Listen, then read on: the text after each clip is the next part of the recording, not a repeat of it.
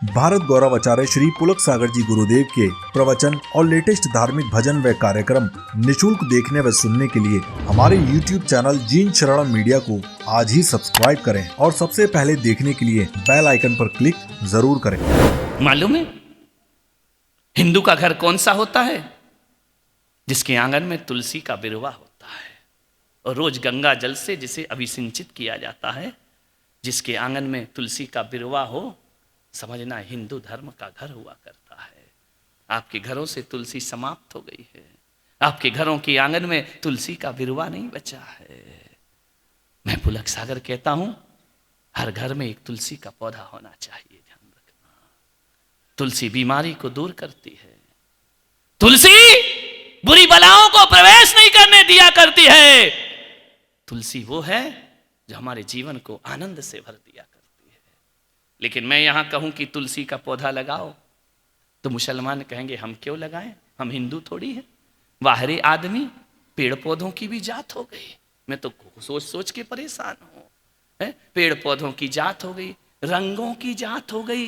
हरा रंग मुसलमान का, लाल भगवा रंग हिंदुओं का। अरे रंग को भी बांट दिया तुमने, पेड़ पौधों को भी बांट दिया तुमने। विचार करो, हम भगवा से परहेज करते हैं, तो जब भगवा से परहेज करते हो तो भगवा रंग की अग्नि में खाना काहे को बनाते हो? मेरे भाई बताइए, वो भी तो भगवा रंग की अग्नि हुआ करती है, उसमें भी तो भोजन पकाना पड़ता है ना। कितना परहेज करोगे? एक बात मैं आपसे कह, हम हरे रंग से परहेज करते हैं। काय का हरा रंग और काय का भगवा रंग? मेरे भाई रंगों की जात मत बनाओ। ये सस्य श्यामल भूमि भारत माता की भूमि है, ये हिंदुस्तान की भूमि है। यहाँ सातों रंग यदि किसी के हैं तो भारत माता के सातों रंग हुआ करते हैं। रंगों में क्यों देश को बांट रहे हो? यदि रंग बांटोगे ना तो बताओ शाकाहारियों, आप बताओ हरी सब्जी कैसे खाओगे? वो तो मुसलमानों की हो गई, हरा रंग मुसलमान का है। अब हरा चला गया तो बचा क्या खाने को? भिंडी भी गायब, तोरई भी गायब, मिर्ची भी गायब, कोथमीर भी गायब, पालक भी गायब, सब हरी हरी है। और अपन क्यों बोले हरा रंग उनका है? अपन तो हरी हरी हरी हरी वाले हैं। भारत हिंदुस्तान, हरा रंग उनका। अब तुम क्या खाओगे हिंदुओं, बताओ? जब हरा रंग ही उनको दे दोगे, अब तुम क्या खाओगे? विचार करिए, सोचिए। अब वो कहेंगे हम लाल नहीं खाएंगे, हम भगवा नहीं खाएंगे, तो बेटा टमाटर कैसे खाओगे तुम? अनार कैसे खाओगे तुम? एक एक चीज पर विचार करो तो ये सब्जियां बढ़ जाएंगी, फल बढ़ जाते हैं। मैं तो कहता हूं यदि सबकी एकता की बात करना है तो तरबूज ले आओ। समझ गए क्या? बाहर हरा, भीतर हिंदू मुस्लिम एकता। ध्यान रखना, तरबूज ही बचेगा ले दे के खाने के लिए। मान्यवर सोचना है, मत बांटो देश को। हिंदुस्तान में कोई चीज किसी की नहीं है, जो भी है वो भारत माता की चीज है। ध्यान रखना, हम भारत के रहने वाले लोग हैं। विचार करना है, बहुत बट चुके हम, बहुत टूट चुके हम। परिवार टूट गए, घर टूट गए, समाज टूट गई, पंथों में बट गई, संतों में बट गई, ग्रंथों में बट गई समाज। आज यदि हिंदू समाज का पतन हो रहा है तो एक ही चीज से दूसरे हमें नहीं लूट पाए, हमारे ही लोगों ने हमें लूट लिया है। ध्यान रखना, सबसे बड़ा पतन छुआछूत की भावनाएं, अस्पृश्यता की भावनाएं। ऊंचे कौम का आदमी, नीचे कौम का आदमी बट गया। हमने लोगों की जात पूछी, हमने लोगों की चाहत नहीं पूछी। ध्यान रखना, हमने ये पूछी ये कौन सी कौम का है, ये ऊंची जात का है, नीची जात का है। हमने ये नहीं पूछा उसे रोटी चाहिए या नहीं चाहिए है? आदमी की जात बाद में होती है, मजहब बाद में होती है। भूखा है इंसान, रोटी की तलाश हुआ करती है। विचार करिए, प्यासा है इंसान, पानी की तलाश हुआ करती है। जरूरतें नहीं पूछी हमने, और हमारी इस कमजोरी का फायदा विदेशियों ने उठाया और तेजी से पूरे देश में धर्मांतरण की लहर चल जाया करती है। ध्यान रखना, हम ही टूटे हैं, हम ही बटे हैं, हमें किसी ने नहीं लूटा। हमारी नासमझी हमें लूट करके चली जाया करती है। मान्यवर, आपसे निवेदन है, घरों को बचाओ। यदि महिलाएं जिद करना छोड़ दें और पुरुष गुस्सा करना छोड़ दे उससे बड़ा घर कोई दूसरा हो नहीं सकता है।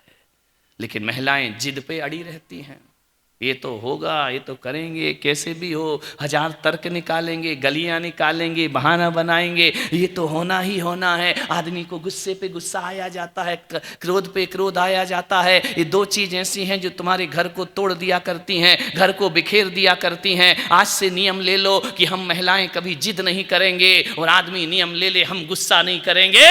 फिर तो मैं कहूंगा, ना जा मंदिर, ना जा मस्जिद, ना जा तीर्थ स्थान, तेरे घट में बसे हैं भगवान, ध्यान रखिए। घट में भगवान बस जाएंगे। जीवन को बदलिए। जीवन साथी का चयन बड़ी सावधानी से करना।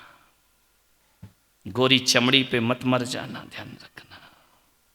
अच्छे संस्कारों पे जाना। एक बात याद रखना, रूप रंग और धन देख करके विवाह मत करना जिंदगी में। रूप ज्यादा दिन अच्छा नहीं लगता। एक चेहरा कितने दिन अच्छा लगेगा? पहले दिन, दूसरे दिन, तीसरे दिन, चौथे दिन।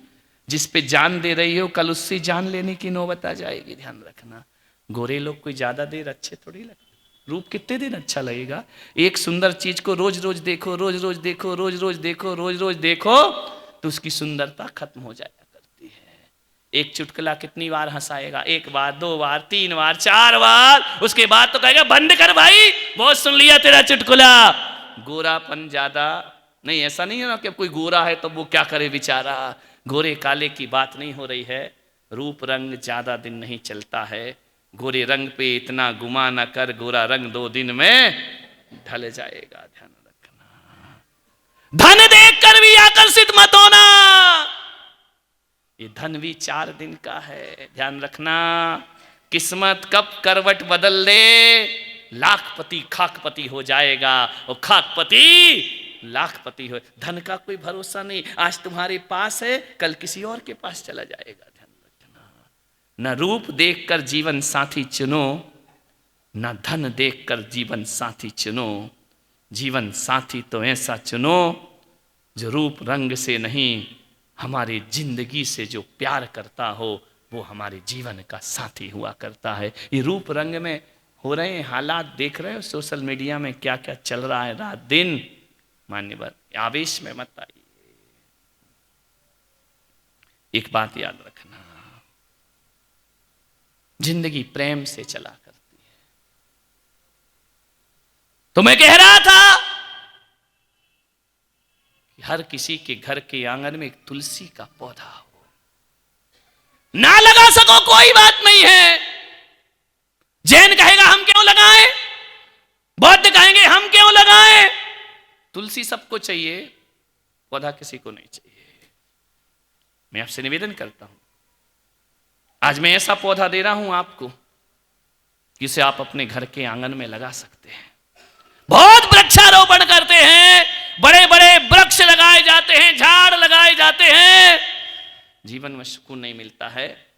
मैं पुलक सागर ऐसा पौधा आपको दे रहा हूं जो मुसलमान भी लगा सकता है, हिंदू भी लगा सकता है, जैन भी लगा सकता है, बौद्ध भी लगा सकता है, ईसाई भी लगा सकता है। मैं वो पौधा आपको दे रहा हूं जो ना तुलसी का पौधा है, ना हिंदू का, ना मुसलमान का। मैं एक पौधा आपको दे रहा हूं। आज अपने घर में जाना और कोई पौधा लगाओ या ना लगाओ, अपने घर के आंगन में एक प्रेम का पौधा जरूर लगा लेना। और उस प्रेम के पौधे में क्या डालना, गंगा जल लाना तो बहुत मुश्किल का काम है। मैं कहता हूं कि प्रेम के पौधे में समर्पण का जल डालते रहना, तुम्हारे घर की खुशियां दुगनी होते जाएंगी।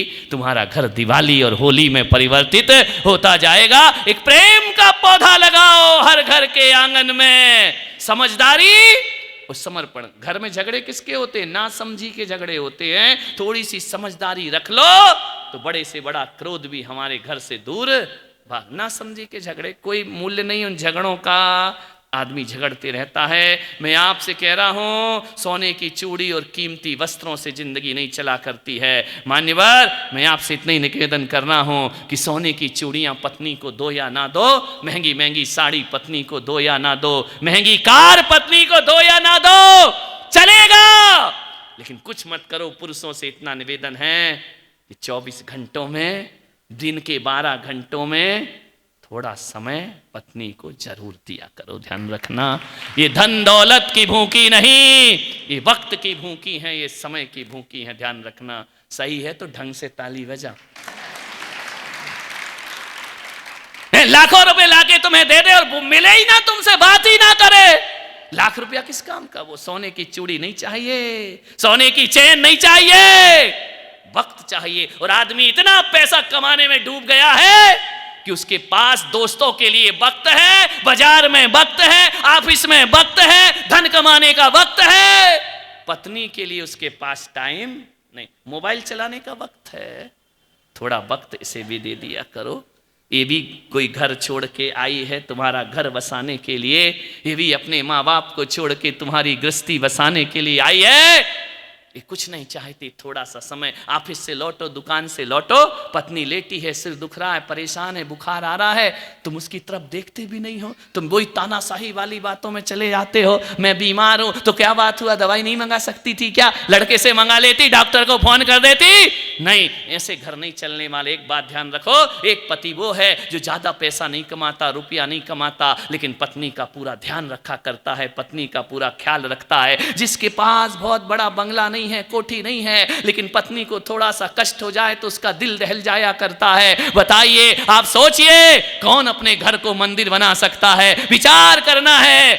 आप आओ घर लौट करके, पत्नी बीमार है, कहना चल उठ, खाना बाद में खाएंगे, बैठ गाड़ी में, सबसे पहले मैं तुझे डॉक्टर के पास ले जाता हूं, तेरा इलाज कराता हूं। इतना यदि किसी पति ने बोल दिया ना, इतना भी बोल दिया, मैं विश्वास दिलाता हूं 50% से दर्द उसका अपने आप दूर हो जाया करता है। मेरे पति ने मुझे पूछा तो है, घर में कौन पूछेगा? वो भी पराए घर की लड़की आई है, वह भी तुम्हारे घर में बहू बन करके आई है। अरे उसकी भी कम उम्र है, वो भी चाहती है लोग उसे पूछे। तुम नहीं पूछना, पति पूछना नहीं चाहता, देवर जेठानी पूछना नहीं चाहते, सास बहू, ये तुम्हारी बहनें, ये भी कोई कम नहीं है। ध्यान रखना, बहुत कड़वे कड़वे वचन बोला करती है, व्यंग्यवाण किया करती है, उसको ये हंस हंस के सह लिया करती है। कब तक सहेगी? कौन बोलेगा उससे?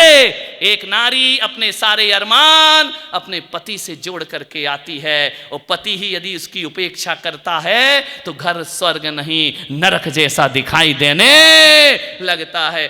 थोड़ा अवसर दो, इनको